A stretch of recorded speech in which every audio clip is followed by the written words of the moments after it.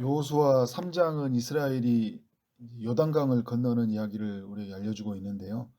요단강을 건널 때는 정말 하나님이 어떤 일을 하시는지를 이스라엘 가운데 분명하게 드러냈어요. 그리고 인간이 무엇을 해야 되는지도 우리에게 알려주고 있는 그런 장이라고 할 수 있습니다.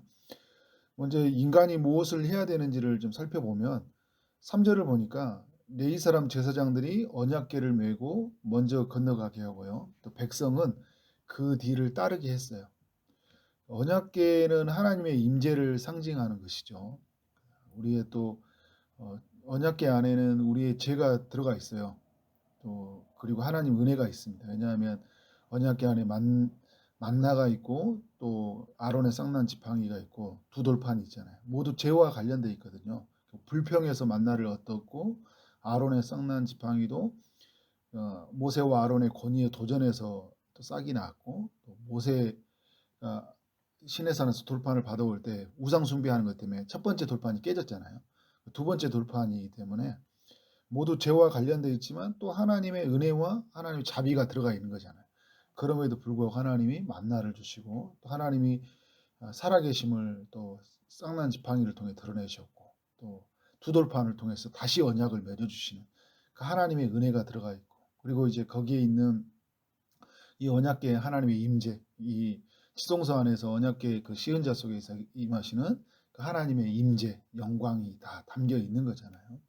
하나님의 임재와 하나님의 영광, 하나님의 은혜와 자비가 이스라엘에 앞서서 가야 된다. 이것을 이제 보여주고 있는 거죠. 언약궤가 들어간다는 의미는 제사장이 또 언약궤에 관돼 있다는 것은 또 복음과 연결되었을 때 좋은 상징이라고 할 수 있어요. 그러니까 결국은 여러분 또 이런 의미가 있어요. 언약궤가 먼저 들어간다는 것은 하나님이 먼저 가신다는 의미예요. 그러니까 이스라엘이 요단강을 건너갈 때 이스라엘이 너희들 한번 들어가 봐 이런 게 아니라 하나님이 앞서서 들어가시니까 너희는 뭐라는 거예요? 따라오라는 거예요. 나를 따라오너라. 주님이 이제 그런 의미를 담고 있는 거죠. 4절에 보니까 언약궤와 사람들 사이의 거리를 2000규빗쯤 되게 하라고 이야기하고 있어요. 약 900m 정도 되는 거리인데 왜 이렇게 좀 일정한 간격을 두고 좀 멀리 900m면 좀 멀리 떨어져 있잖아요. 이렇게 좀 거리를 떨쳐 있는 건가? 멀리 있어야지 보여요. 예를 들어 여러분 바다와 산은 가까이 있으면 물과 나무밖에 보이지 않아요. 멀리 있으니까 이게 바다인지 이게 산인지 보이잖아요. 우리가 하나님 임재가 먼저 이 임재를 상징하는 언약궤가 들어가 있을 때 하나님이 우리를 위해서 앞서서 가시는구나. 우리가 이제 그 신명기에서 보면 하나님이 앞서서 가신다는 이야기를 하셨거든요. 하나님이 앞서서 가신다라는 것들을 보면서 200만 명의 사람들이 있잖아요. 안산시 인구의 한 3배 가까이 있는 사람들이 그 앞에서 요단강을 건너서 가는 모습을 볼 텐데 900m 정도 가는 모습을 보면서 하나님이 우리 이스라엘 땅 가운데 앞서서 가시는구나. 그리고 이제 하나님에 대한 그 경외함들, 그리고 가까이 할 수 없는 그 하나님의 그 거룩함들을 보면서 하나님이 앞서서 가시는. 그러면서 그들의 마음 속에는 하나님에 대한 경외함으로 넘칠 것이다. 5절에 보니까요, 백성들로 하여금 이제 그 자신을 이제 늘 그 성결하게 하는 것. 오늘 이제 이 밤에 하나님 앞에서 우리가 성결하게 지켜가는 것. 결국은 우리에게 또 이게 뭘 말하냐면 하나님의 일하심이 이제 내일 이루어질 거 아니에요, 그죠? 근데 그러면 언제부터 하나님의 역사하심이 나타나냐면 인간은 뭘부터 하냐면 오늘부터 성결하게 준비하는 거예요. 그러니까 우리의 하나님의 예를 들어서 내일 수술을 앞두고 있다. 그럼 오늘부터 하나님 앞에 기도하는 거잖아요. 내일 또 하나님이 어떤 큰 중요한 일이 있을 때 오늘 내가 마음을 다잡고 거룩하게 서 있는 것들이 굉장히 중요한 거예요. 그리고 이제 하나님의 거룩한 하나님이 먼저 들어가시고 또 가나안 땅 자체가 거룩한 땅이잖아요. 그러니까 내가 거룩함으로 준비해 가는 것은 굉장히 중요해요. 하나님이 거룩하니 너희도 거룩하라. 그러니까 거룩과 거룩이 만나는 거예요. 나는 대충 하고 나는 살면 하나님이 거룩하신 하나님이 일하신 게 아니라 거룩하신 하나님 앞에 내가 거룩함으로 서는 것은 굉장히 중요하다. 6절에 보니까요. 8절에 보니까 언약궤를 맨 제사장들은 요단 물가에 이르거든 요단에 들어가라고 이야기해요. 요단강은 그냥 쉽게 가는 땅이 아니잖아요. 강이 흐르는 곳인데 13절에 보면 물이 위에서부터 아래로 흘러간다고 해요. 그러니까 15절은 어느 정도 양인지는 알려주고 있는데 넘칠 정도로 언덕에 넘칠 정도의 양이라고 해요. 그러니까 그 이제 이 힐몬산에서 내려오는 물이 이제 오늘 이렇게 말씀해 보면 이제 그 시기에 물이 넘칠 정도로 물이 지금 요단강에 많이 흘러가는, 요단 평상시에는 요단강의 물이 그냥 얼마 정도 차지 않은 것 같아요. 이 시기가 굉장히 물이 많이 범람하는 시기다. 고고학자들의 말에 의하면 한 3m에서 4m 정도의 물이 들어가는데 물이 흘러가는 것들이 보이면서 굉장히 이렇게 좀 범람하게 흘러가는 모습들이 있었던 것 같아요. 건너갈 수 없는 곳인데 제사장들에게 그것을 가게 된 발을 내딛고 가라는 거예요. 이게 하나님이 인간에게 요구하시는 거예요. 그러면 하나님이 어떤 일을 하시느냐. 5절에 보니까 자신을 성결하게 하는 이스라엘 백성들에게 기이한 일을 행할 것이다. 이렇게 말씀하고 있고요. 7절에 보면 여호수아의 리더십에 관한 말씀인데 오늘부터 시작하여 하나님이 여호수아와 함께 하신다는 것을 이스라엘 가운데 나타낼 것이라는 거예요. 홍해가 건너는 사건을 통해서 모세와 함께 하신다는 것이 이스라엘 가운데 드러났잖아요. 그리고 오늘 요단강을 건너는 사건을 통해서 하나님이 여호수아와 함께 하신다는 사실들을 그 신뢰할 만한 지도자라는 게 그게 드러난다는 거예요. 그리고 이제 10절에서 살아계신 하나님이 이스라엘 가운데 계시사 가나안 땅에 있는 족속들을 반드시 쫓아낼 것이라는, 그러니까 하나님이 이스라엘 백성에게 뭘 보여주는 거예요?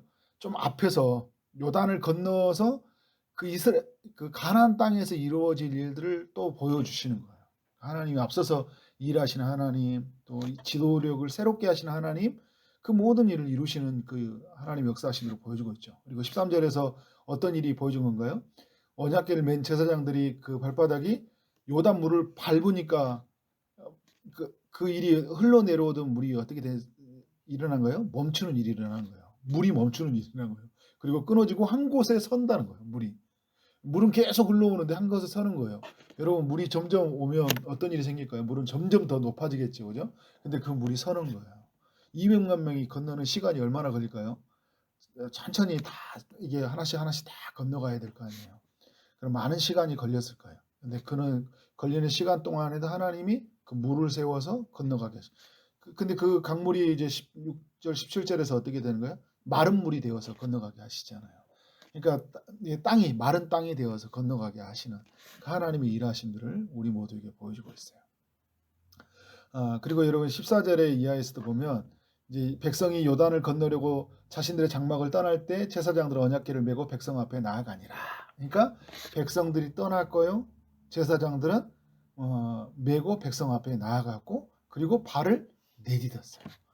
하나님의 일하심 앞에서 인간이 순종하는 모습들을 보여주고 있다. 그러니까 13장은 하나님이 전적으로 일하시고 인간이 하나님의 일하심 속에 전적으로 참여하는 것들을 우리 모두에게 보여주고 있다. 대표적인 모습이라고 할 수 있어요. 그러니까 하나님이 이렇게 일하실 때 인간이 해야 되는 일은 뭐냐면 사실 인간이 뭐 강을 내기 위해서 뭐 물을 막고 이러지 않았잖아요. 뚝을 막고 이러지도 않았거든요. 건너갈 수 있는 것도 없어요. 그리고 왜 이쪽으로 가야 되냐? 하나님이 이 요단 이제 강을 건너서 가나안 서쪽으로 향하게 하신 하나님 일하심이거든요. 그리고 여리고를 지나서 이 정복해 가는 하나님의 계획이잖아요. 그러니까 이곳을 갈 수밖에 없는 거예요. 홍해도 그쪽을 건너가게 하시는 하나님의 일하심이듯이 이 요단강을 이쪽으로 하나님이 건너가게 하시는 하나님의 일하심. 그런데 이럴 때 인간이 해야 되는 게 뭐냐면 하나님이 앞에 가신다. 이 언약궤가 들어가는 거 보면서. 그리고 하나님이 임하시면, 언약궤는 하나님의 임재의 상징이잖아요. 하나님이 임하시면 사도행전 1장 8절에서 권능을 받고 너희가 내 증인이 됐던 것처럼 하나님이 임하시면 하나님의 능력이 임하는 거예요. 하나님이 임하시면 요단강이 나눠진다는 것을 이스라엘은 다 보게 될 거예요. 그리고 이스라엘이 해야 될 것은 몸을 오늘부터 성결하게 하는 것이고, 그리고 범람한 그 물이 있을 때 제사장들은 어떻게 할까요? 발을 내딛는 거예요. 이제 우리가 그 출애굽기와 또 여기 여호수아를 통해 알 수 있는 건 뭐냐면 홍해 바다를 건널 때 애굽에서 나올 때 홍해 바다를 건너야 됐고 이제 어떻게 돼요? 이제 광야에서 가나안 땅에 들어갈 때도 이제 요단강을 건너야 되는데 홍해바다는 하나님이 모세를 통해서 이 지팡이를 내리치니까 바다가 갈라지고 나서 건넜죠, 그죠? 그런데 이 요단강은 뭐예요? 발을 내디디면서 이제 갈라지게 되는 거죠. 하나님의 이제 홍해바다는 구원과 관련되어 있는 것이고, 이제 요단강은 이제 하나님의 구원받은 백성에게 또 약속의 성취와 관련되어 있는 것들. 그래서 뭐래 이제 믿음의 백성들에게는 발을 내디더라. 사실은 이게 가나안 정복 전쟁과 관련되어 있는 거예요. 그러니까 우리가 발을 내딛고 적군들이 많이 있지만 발을 내딛고 쳐들어가는 순간에 그 땅이 어떤 땅이 되는 거예요? 하나님 약속의 땅이 되는 거잖아요. 그런 의미에서 발을 내디뎠을 때 그 놀라운 일하십니다. 그러니까 이스라엘 백성들이 했던 거 뭐냐면 그냥 발을 내디뎌라, 성결하게 해라, 하나님을 바라보라, 거리를 두라, 이런 모든 것들한테 이스라엘 백성들은 하는 거 뭐밖에 없었어요? 순종하는 것밖에 없었어요. 절대 순종을 통해서 하나님의 일하심들을 이스라엘 모두가 경험하게 되었다. 3장이 우리에게 정말 교훈하는 건 뭐냐면 이 시대의 우리의 삶에도 여러분 요단강이 있는 거잖아요. 물이 범람하는 큰 요단강을 만날 때가 있어요. 반드시 건너야 되는 것이에요. 피할 수도 없는 것이고, 근데 이것은 또 우리 앞에는 어떤 거예요? 요단강이 범람한 요단강을 우리가 만날 때 있다는 거예요. 내 힘으로는 감당할 수 없는 일들.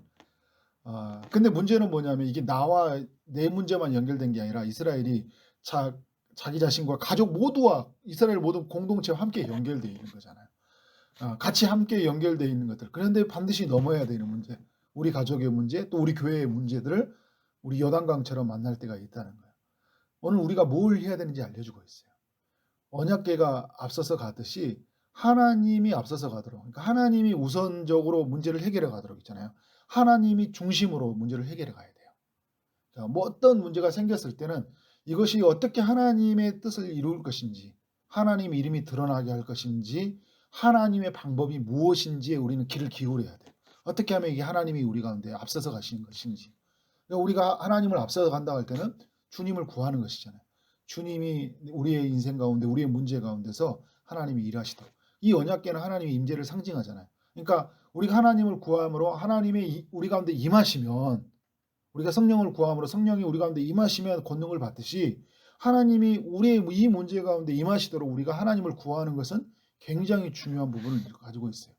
그리고 오늘 우리 신약에서 언약궤는 우리 예수 그리스도의 그 십자가를 상징하기 때문에, 의미하고 있기 때문에 오늘 우리의 가운데서 하나님의 그 예수 그리스도가 드러남이 무엇인지를 끊임없이 우리는 묵상하고 그리스도 가운데 들어가서 그리스도가 일하시도록 그리스도를 초청하고 나아가는 것들, 성령을 구하고 나아가는 것들이 굉장히 중요해요. 근데 우리는 예를 들어서 어떤 뭐 아프거나 문제가 생기면 그 문제부터 빨리 뭔가를 해결하려고 하잖아요. 그러니까 주님을 구하고 주님이 앞서서 가시도록 우리가 구하고 찾는 것이 너무 약하게 되어 있는 시대다. 왜냐하면 너무 이성주의가 발전된 시대에 살고 있잖아요.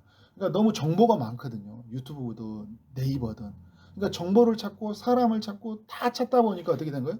하나님이 일하심이, 하나님이 앞서서 가신 것들을 경험하지 못하는 것들을 너무 많이 보게 돼요. 그러니까 우리는 뭐 할 때마다 뭘 해야 되냐면 기도해야 돼요. 그러니까 여러분, 제가 그런 의미에서 이 초지동산교회 사역을 앞두고 중보기도 모임이 시작이 된 건 너무 중요하다는 생각이 들어요. 그러니까 기도부터 시작해야 돼요. 어떻게 하나님, 그리고 우리는 어떻게 하냐면 성결하게 하라고 하잖아요. 우리 자신을 깨끗하게 지키고 있으면 하나님의 일하심을 바라봐야 돼요. 근데 우리는 그냥 어떤 문제에 너무 봉착되어 있어요. 나 자신을 거룩하신 하나님이 일하실 테니까 그 주님이 임하시면 하나님이 요단강을 갈라놓으신다니까요. 그럼 건너가면 되는 거예요. 그러니까 우리 그를 깨끗하게 하고 순전하게 하고 또 신령하신 주님을 만나면서 하나님이 일하심을 보고 나가는 것들. 그래서 범람한 물을 있을 때 발을 내디디라고 했을 때 하나님의 음성이 들려올 때 내 생각에는 도저히 안 되는 것 같지만 어떻게 된 거예요? 발을 내디뎌 버리는 거예요. 그렇게 가보는 거예요. 해보는 거예요. 안 될 것 같지만 해보는 거예요. 그럴 때 정말 하나님이 이 코로나 시기 속에서 하나님의 일하심이 우리의 가정 속에, 직장 속에, 또 우리 교회 속에 분명하게 드러난 줄 믿습니다. 그런 축복의 통로가 되어지기를 주의 이름으로 축원합니다. 아멘.